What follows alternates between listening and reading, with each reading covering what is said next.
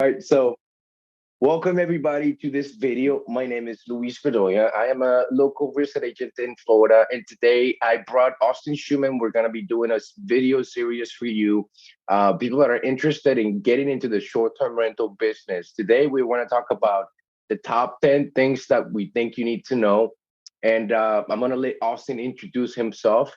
How you doing today, Austyn? Hey, good. It's Austyn Shuman here with Revolution Mortgage. I'm a branch manager in Hayden, Idaho, and I am an Airbnb business owner. I own 4 Airbnbs and help my clients to purchase more.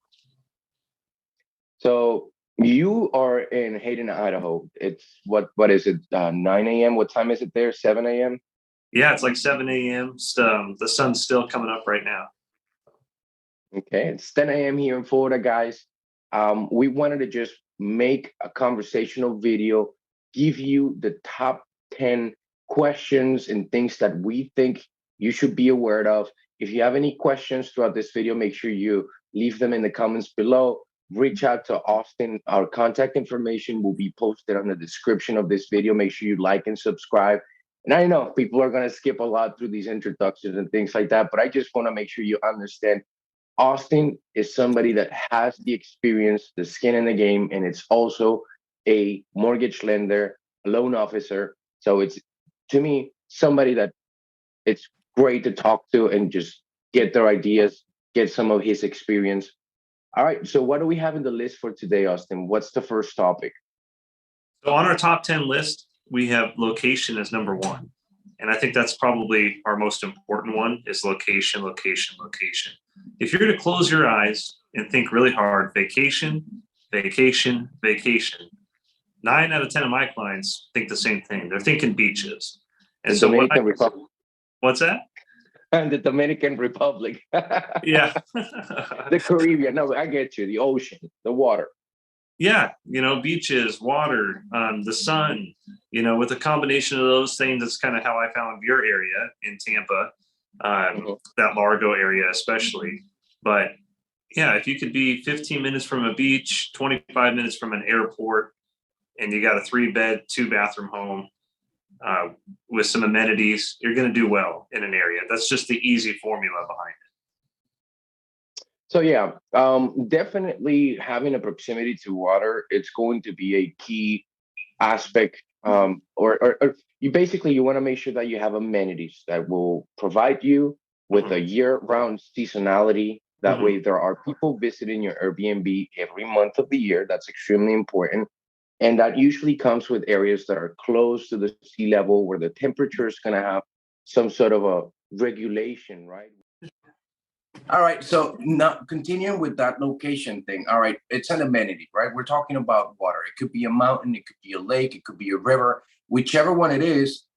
The beaches are primarily and probably the ones that are going to give you the most appreciation over the years. The value of the land is always going to go up higher the closer you are to the water. Yeah, I believe you're absolutely correct on that. That brings us to kind of our next point, which is the type of home that you should be looking at. And I did touch on that just a minute ago, but guys, listen, you have to have a minimum of a 3-bedroom, 2-bathroom home. Don't get suckered into these 2-bed, 1-bathrooms.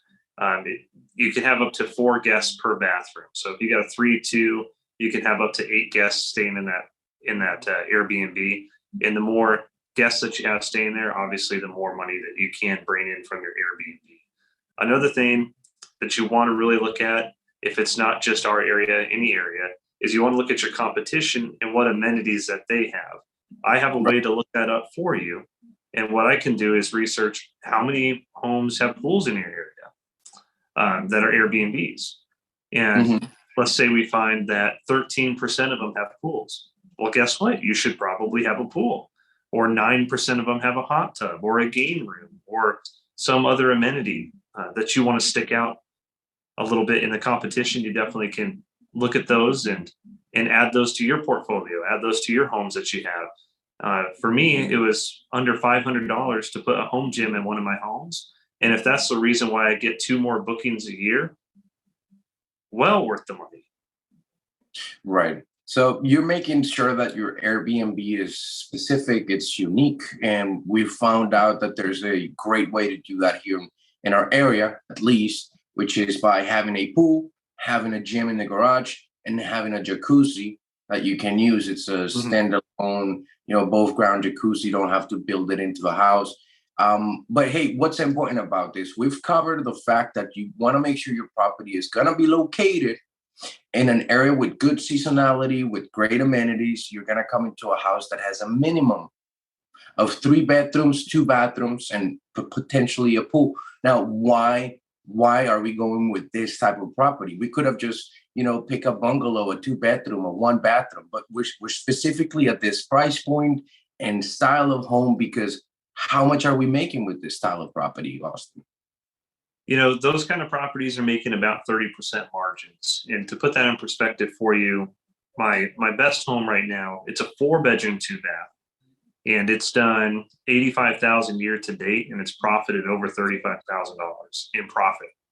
That's in the pocket, net profit, about $35,000 bucks. So it's doing well over that percentage. I think it's going to break probably 100 grand this year gross. So give us we'll probably profit 40-ish, 45,000. Just had a hot water heater go out. So that takes from the profits a little bit, but that's all part of owning Airbnbs. You'll have expenses and you get to write those off and you're still making huge margins. We will talk a little bit more about those expenses towards the end of this video. So, all right, what's the next point we've got on our list? Regulations, guys. You've got to be really careful what you're buying. You have to check the city code. You got to know the map. You got to have a good agent or boots on the ground that knows the land better than anybody else, especially for short-term rental, just like Luis does in our area. He knows everything you need to know about unincorporated Seminole, Largo area, the 2 areas, really, Pinellas Park.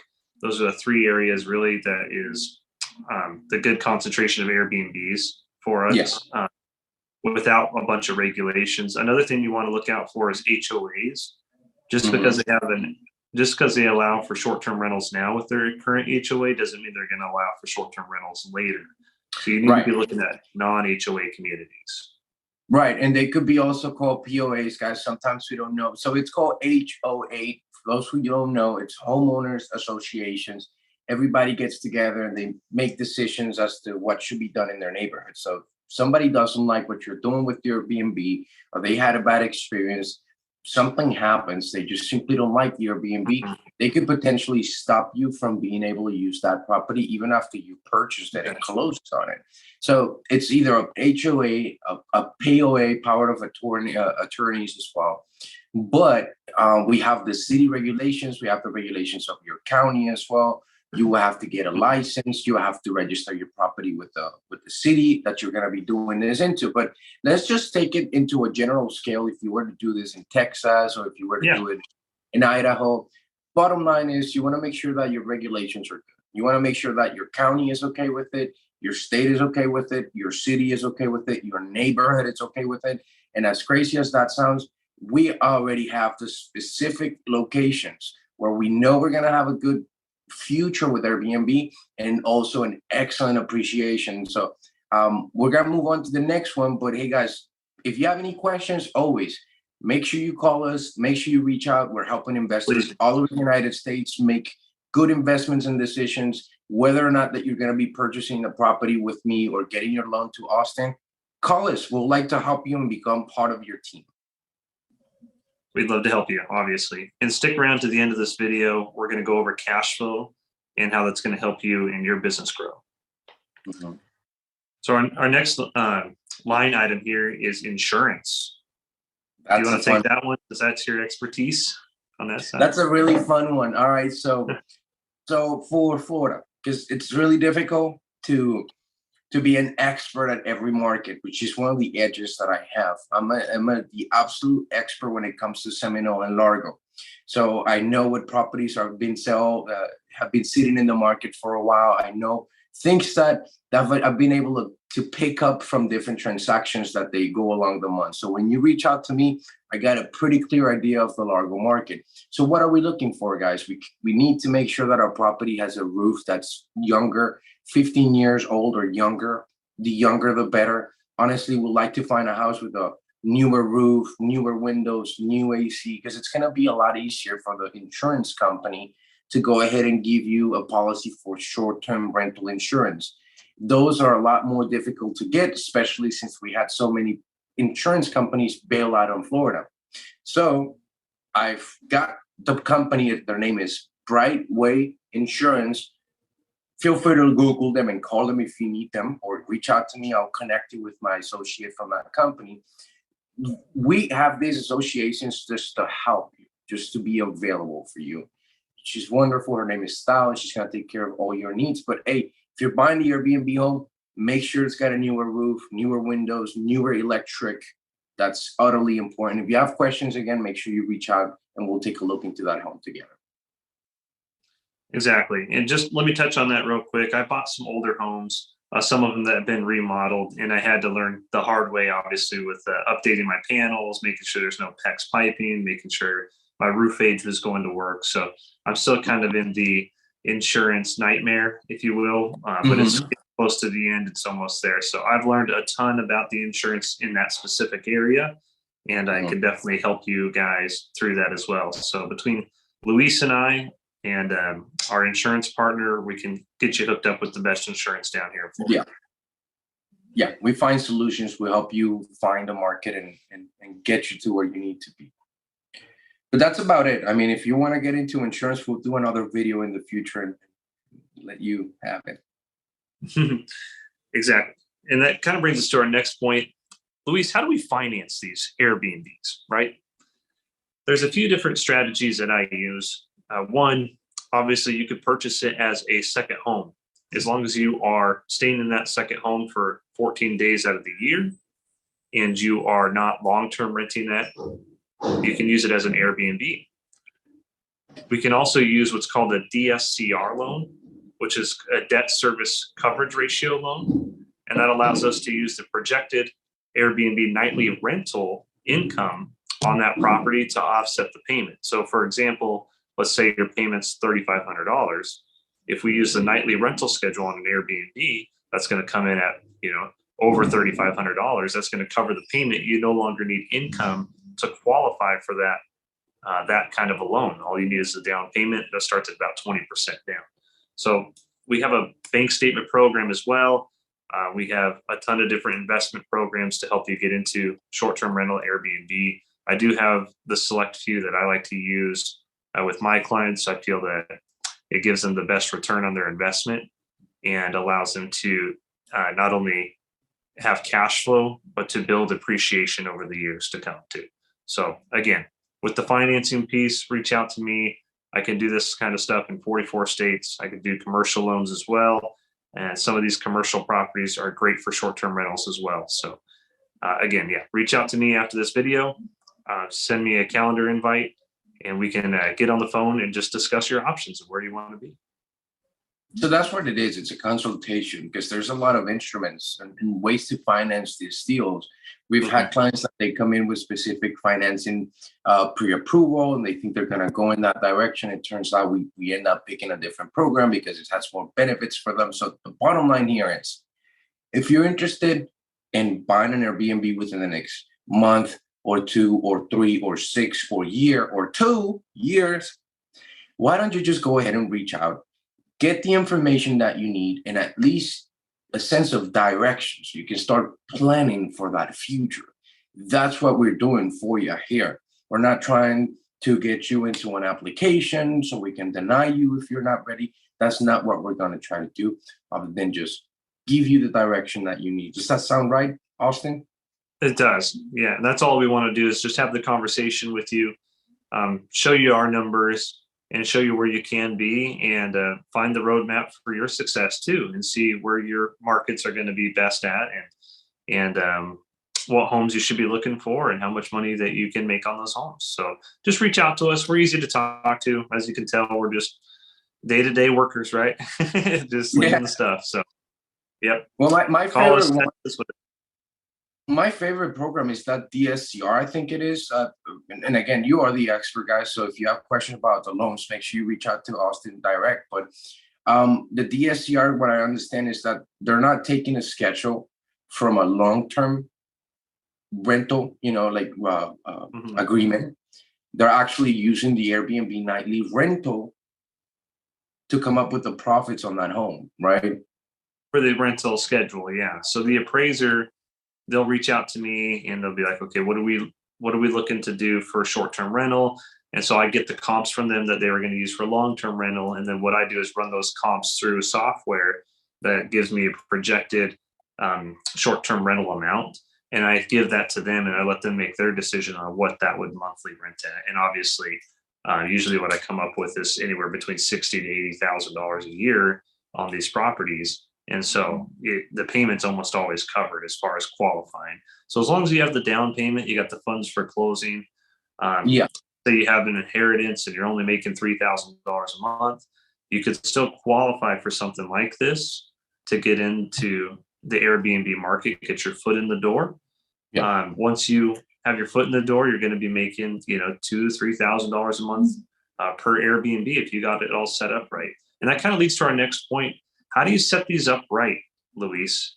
And I believe that is with management. I think you have to have the proper management and a team with boots on the ground to help your guests in need, to make sure that your home is being rented to the right folks, that there's no damage on your property.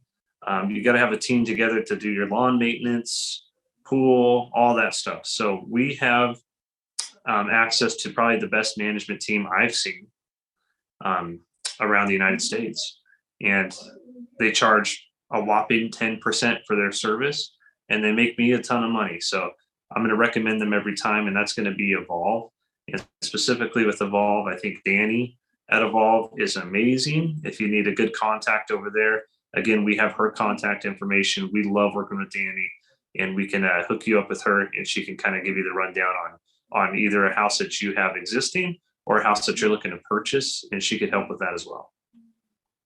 Right. So they're going to take over. They're going to optimize your Airbnb business. They're going to make sure that they take that load away from you, from scheduling your photos, from setting up the place, from finding you the contractors, making sure your lawn is mowed, the pool is clean. They're going to be your boots on the ground. And a lot of folks might say, well, I'll rather do this myself. I'll rather try it out on my own. And I don't, I'll let you do it. I respect your decision.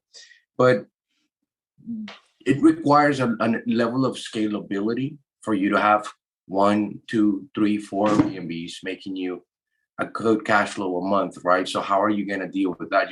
Either you quit your job and you just become a manager. So why don't go with a team of professionals that they've already been doing it for several years and they have all the experience at a 10%, like you said.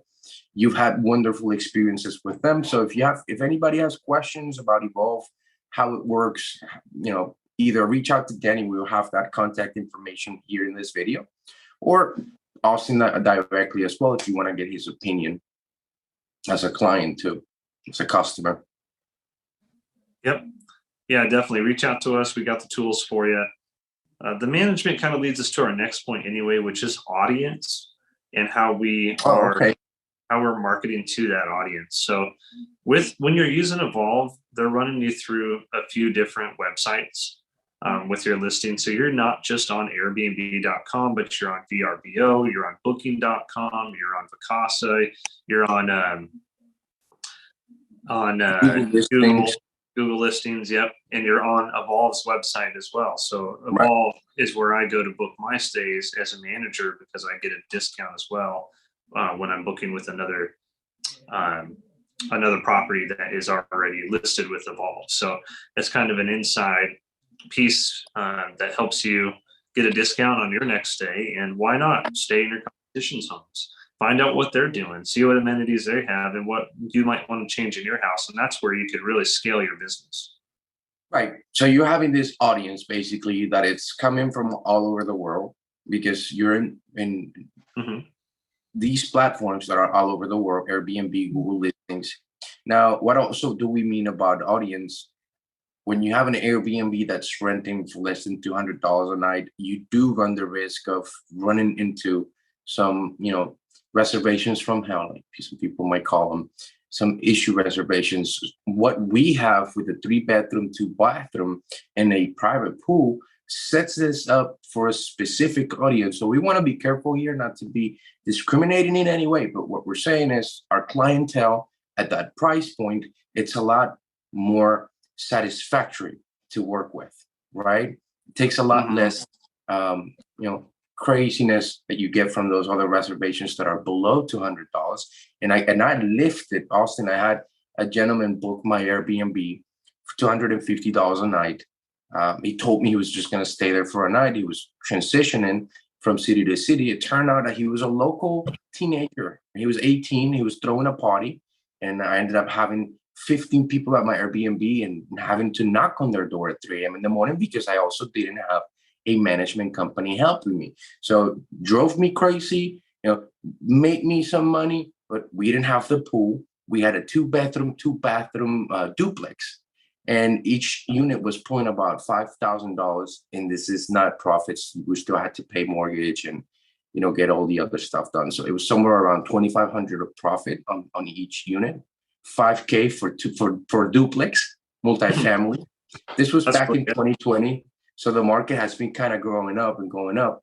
Yeah. But now we're seeing your homes. One of your homes made about $20,000 in gross reservations on a January this year. Oh yeah. 507. I think it did $28,000 in January. That's my favorite house. And here's the thing, guys. In February, it did like 6,000. But my other home in February did $11,000. So I think that the goal is don't just have your eggs in one basket. Have a few of these cash flowing assets for you, especially if they're going to be using this to retire one day. And believe me, when we get to the cash flow piece of this, you're going to see the numbers a little bit here, and you're going to know. You just do the math in your head. What's it going to take for you to retire? And we'll get to that. But before we get to that, I do want to talk to you guys about the benefits, the hidden benefits, if you will, of owning some Airbnbs. So, and I kind of stumbled upon them by accident, but one of the biggest benefits, I think, is get a travel card, guys. You're going to be running a lot of expenses like furniture, airplane tickets, you name it, a new dishwasher here and there, whatever it is, paintings for the home, paying invoices that you can through credit card, your utility bills, those kind of things. So you can run that all through a travel credit card, gain a ton of points, and you'll probably end up flying for free down to your Airbnb when you go to stay at it, which is the second benefit, right? Having your own Airbnb or second home in a beautiful vacation area. Guess what? You get to go down there and check it out. You get to go stay in your own Airbnb, right? That's obviously a huge benefit. Swim in your own pool, and you get to write that whole trip off. Talk to your CPA, of course, and we got a good CPA for you as well. But you should be able to write off that expense by going down to your own Airbnb, having a vacation, and then doing some work on the Airbnb, maybe hanging up some more decorations or getting that new couch that you wanted to replace, whatever it is. You're there to help improve your home. Every time you get there, you should always be looking at your home in detail and just seeing one thing that you can improve while you're there, and make it personal too. It's kind of funny. Everybody that came down to help me with my Airbnbs, I let them all just pick out one item that we could hang on the wall, and I ended up picking out a lobster, and somebody else picked out an anchor, and just some cool stuff. So it's a lot of fun. The hidden benefits, like I said, credit card, being able to just go down there, stay in your own Airbnb, and obviously the biggest benefit of them all is cash flow and appreciation. Well, last time you were here, you brought your kids, and I think Ryan, another one of our friends here, that he also owns a few Airbnbs along with Austyn. I remember the kids were going from pool to pool. They were like pool hopping at one house, the pool in the other one. And I don't have any kids yet, but to me, I feel that would be such a dream to have my kids go to several pools, and they think it's theirs. It's our pool. It's just beautiful to me. So that's another hidden perk that you may not, have thought about. You're gonna get another hidden perk is probably gonna go out for lunch with Luis. Just joking. I'll definitely make sure to take you out, show you the city, show you what the beach looks like, and where the best places in town are. We're super friendly. We like to make connections and have friends all over the world. So always here if you have any questions about our local area. And again, I'm always traveling down there too. So yeah, more times than not, you might catch me on the beach with Luis, hanging out, showing some clients the area, or just, enjoying the sunsets. We got some good videos on that for sure. But so we talked about the benefits. Our next point is expenses. And I think I want to start off with the big expenses. Obviously, just getting into the home is going to be your biggest expense. The biggest one is down payment. You're going to need a down payment of some sort to get into that home, unless you already bought it as a primary residence, maybe with a low down payment. You've lived in it for a year, you want to convert it. That's a different story. I'm just talking to the guys that are looking to either purchase their second home or an investment property. So you have to budget for that. We're looking at that price range around $500,000 to $600,000 for a home with a pool. Yeah, that meets here in Florida. Here in there. this area of Florida, of course. I mean, you can find the same home somewhere else a lot cheaper. Make sure you reach out to me before you buy that one, because there's a reason why there's some Florida homes that could be around the water and they still only cost $350,000. The reason is because there's barely any traffic in those areas of Florida. So again, make sure you have enough traffic and seasonality. Definitely. Yep. And so your biggest expense, I think, is going to be your down payment. That's going to, again, run anywhere between 10 and 25%, just depending on the program that you want to do. Your next biggest expense is the furniture. It's just stocking the house with everything else that you need in there. So your down payment, again, 10 to 20%. I'd say furniture, 3-bed, 2-bathroom. It's going to cost you right around that $20,000 mark. $20,000. I was just going to say, somewhere in there. You can do 15, you can go up to 25. You always have to make sure you take care of the exterior as well. It's not just the beds, TVs, and frames, but also the chairs outside, the lounge chairs and the gazebo and whatnot. So here's a pro tip for you guys. If it's a high touch item like a couch, a chair, something that's always getting touched, the table, whatever. Those you want to put a little bit more money into. You want some quality in your high touch items, okay? Like the beds, especially. Beds and sheets you want to put the most money into, because that's where, at the end of the day, when they're slipping into those sheets, they're getting that good night's sleep. That's where that review is going to come from. They're not going to remember, that the floor was crooked in one spot or whatever, Some people will, that you have the picky guys, but most of the time it's the bed that does them in. So spend the money on the high touch items. But stuff like decorations, like kind of like this American flag or whatever, you don't need to spend a ton of money on that stuff. And you can leave some walls blank. Those aren't going to show up in your photos. Don't spend, $400 on a wall with paintings and a bunch of other stuff. At the end of the day, these people are there to take a break and sleep, eat in the house, but they're taking off. They're heading to the beach. They're checking out the city. They're doing those kind of things. So don't make it just your personal oasis. Make it something that is it's going to work for the big general audience and be comfortable, good looking.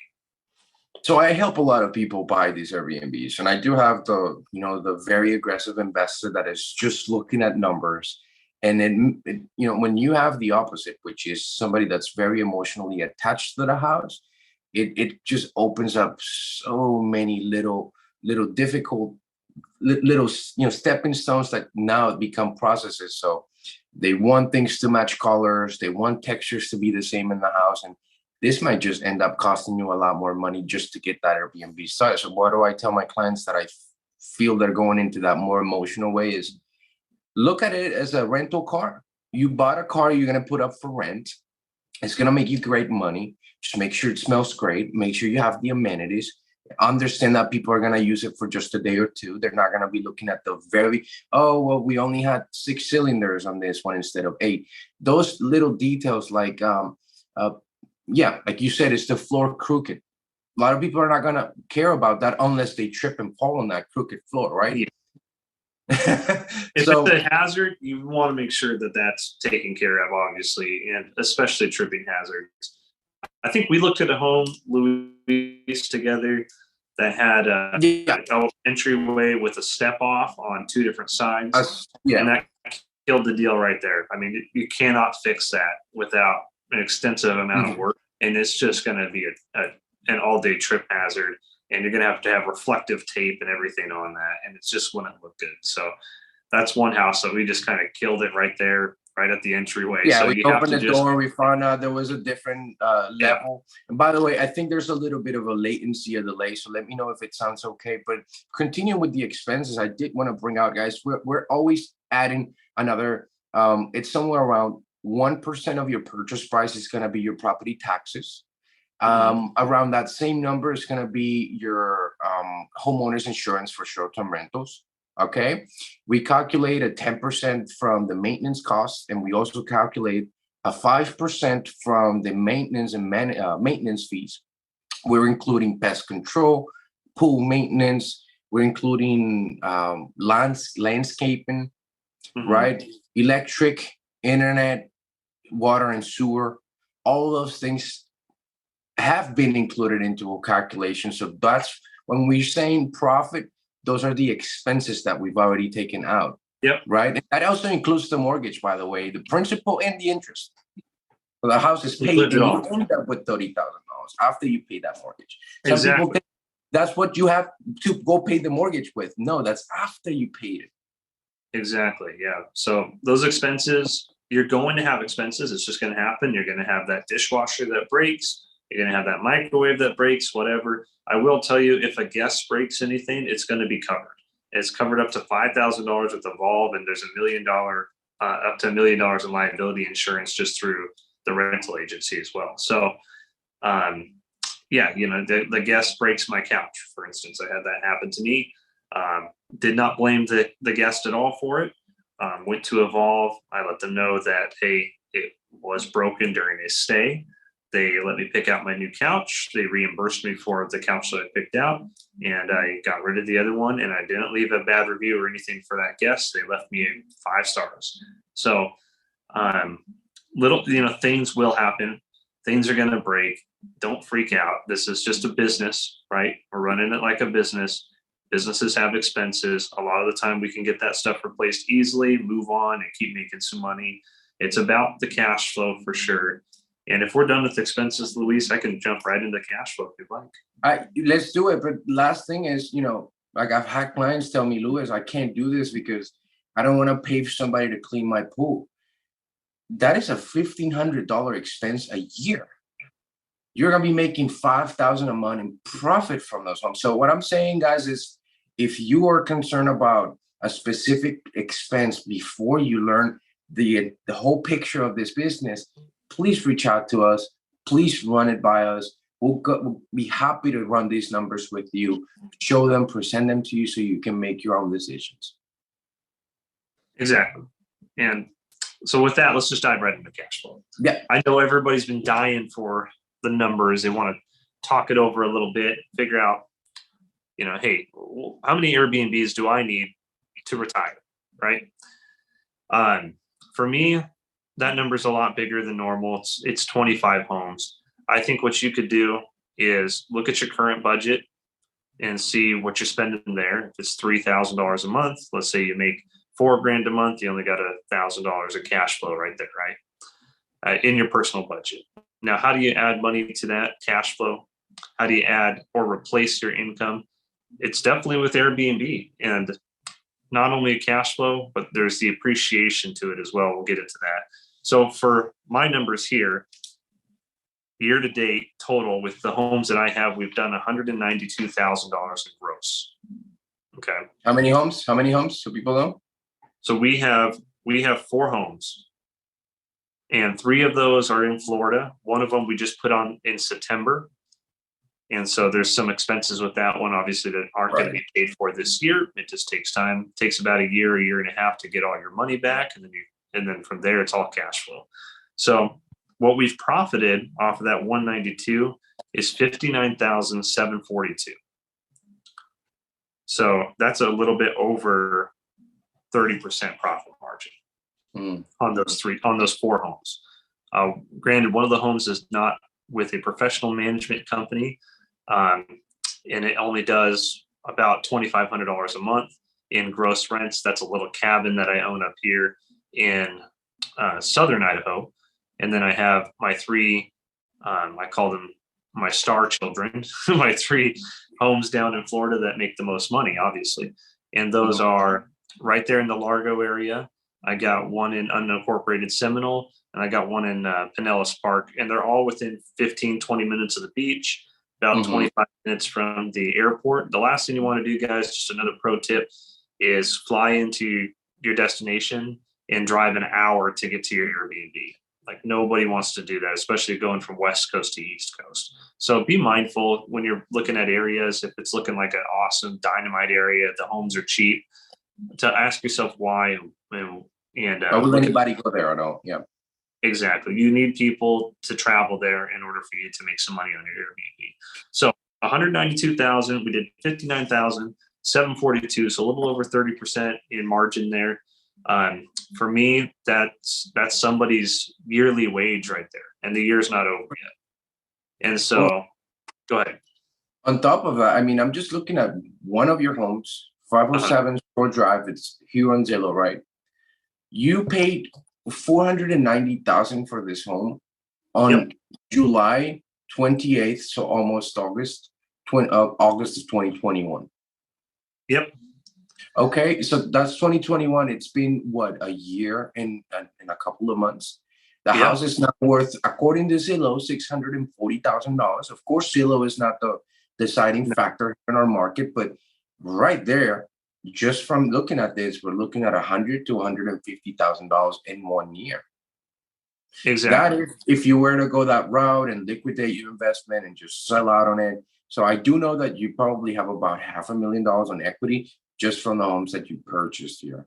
And that's not being added to that $50,000, $30,000, 30% profit of cash flow that you have. Very important, guys, that you make sure that your Airbnb is not just a cash cow making you enough per month. You know, if you have one that's going to make you $4,000 a month, but doesn't grow in value, this other one makes you $3,500 a month, but it's going to grow exponentially in value. Something that at least you should know and have the numbers in front of you so you can make that decision yourself. Exactly. And that's why, all these kids, all these newcomers into Airbnb, they're doing Airbnb arbitrage. And that means that they are renting a home and then Airbnb the home out. Yeah. And what they are missing out on is the appreciation. And we had an article come out stating, and it's pretty big, it's a bold statement, obviously, but the average median home price by the end of this decade is supposed to be over $1 million. So you're spending $500,000 on a property right now. You got a down payment, so you got some equity already in there. Your tenants or your guests are actually paying that mortgage payment for you. They're paying it down. Luis, do you have the numbers on 507? What that's supposed to be working? Well, I'm gonna go ahead and do that. I was just thinking, why don't we just go ahead and show this to Let's do it. YouTube. We're not going to today yet, but we just have to. I gotta be careful here, Austyn, because let me just make sure I can see. I don't want to show other things on my computer. I got some client info, but let me know if you can see this right now. I do see it on my phone. Yep. Shows all my tabs and all my stuff. That's just exactly what I didn't want to do. But anyways, so this home, you're looking at the what are you talking about? The earnings? No, the appreciation. Yeah, I have it right here. Not on 507, but I've got it here in a different home. Sure. So let's just quickly run these numbers. This house is gonna close on Friday. We are buying this home for $610,000, and we're calculating that the total initial investment is $160 because we're including initial repair costs of $30,000. So guys, if you have questions about this matrix, if you want to have this, make sure you reach out to me. I'll be happy to send this to you or make one for your property.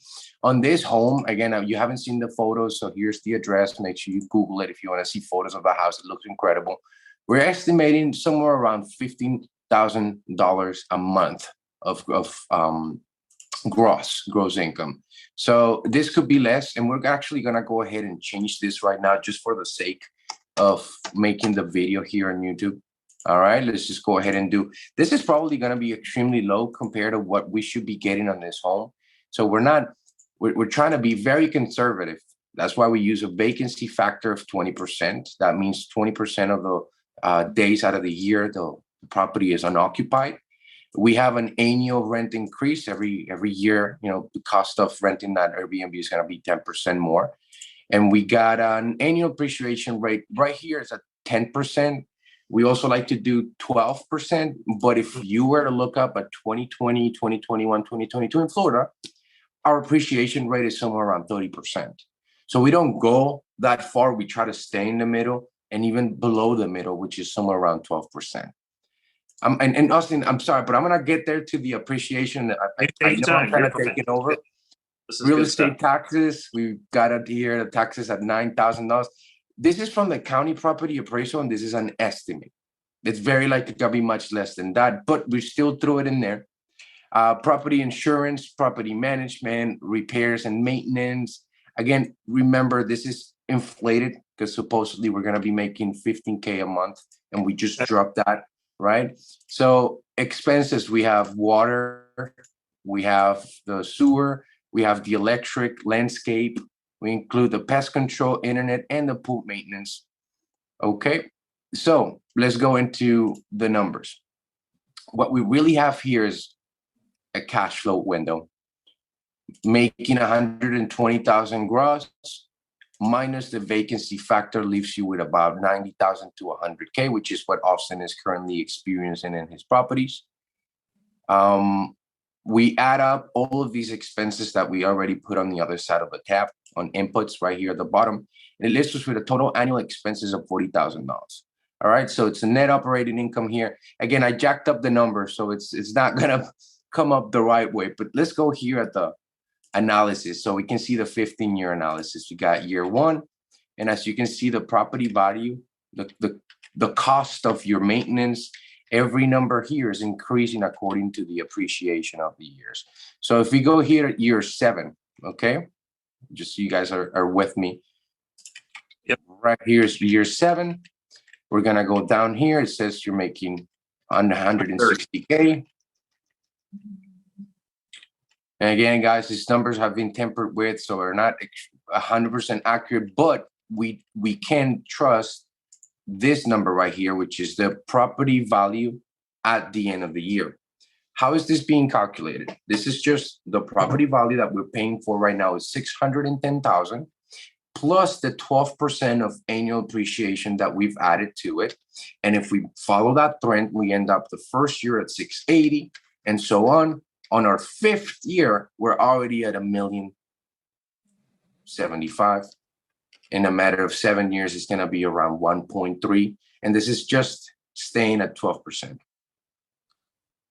So you can see how powerful that is, obviously. I mean, that's why I don't advocate for arbitrage. I mean, if you have to do arbitrage to get into the game, to save up some money for down payment on the house, like that's one thing. But don't make that your only plan, because you'll never own that home. And those homes will sell. Right out from underneath you, typically. So especially in a hot market. So own a home, purchase your homes, and take advantage of that appreciation. In 7 years, if you got 3 homes like that in Florida, in 7 years, by the end of this decade, you're an automatic millionaire at that point. And then obviously we could go into another video just on what to do with that cash flow and how to capitalize on that for retirement. And we'll definitely have a video on that later. By the way, I'm showing your property here in the. Yeah, please do. What Austyn's home looks like, and let's see if we can see a little bit of the location here on this map. So he's on a lake community, as you can see. This is a really neighborhood area, good neighborhood area in Pinellas County. So when you look at the Pinellas County, they call this whole thing the Tampa Bay area, but Tampa and Pinellas are 2 different things, 2 different counties. So Pinellas is almost like, an extension of the state, just like the state sticks out into the ocean from the United States. Then we have the same situation kind of going on here. We don't have land to our left, to our west or east or south. So we can only build north. So property prices over here on this side of town, the north, are going to be much less, going to be much cheaper, because you're going to be further out from these beaches here, the Clearwater Beach, the Bel Air Beach, the Indian Rocks Beach. north. So all of these beaches are the reason why people are traveling to the Pinellas County. They're And world right now, class. Yeah. our hot markets are Largo and Seminole and a little bit of Pinellas Park because of the proximity to these amenities. All right. So I'm gonna go ahead and stop this recording here. I mean the screen share, unless you want me to show anything else. No, that sounds good to me. Looks good. Well, guys, we went over all the topics: location, type of home. We talked about the regulations, the insurances. We went over what else? What's number 5? Financing, management, the audience, the benefits and the expenses, and of course, the most important, the cash flow. Cash flow / appreciation. Yeah, exactly. So you can see how powerful it is, obviously, getting into Airbnb, what a life-changing thing it can be for you or your family. So if you got a little bit of money, you're trying to figure out what to do with that, or what to do with that now in a declining market, Airbnb is going to be your guide for that. Purchase something now. If you do have negative appreciation in this first year, I can tell you that's going to go away when the rates are supposed to be dropping next year.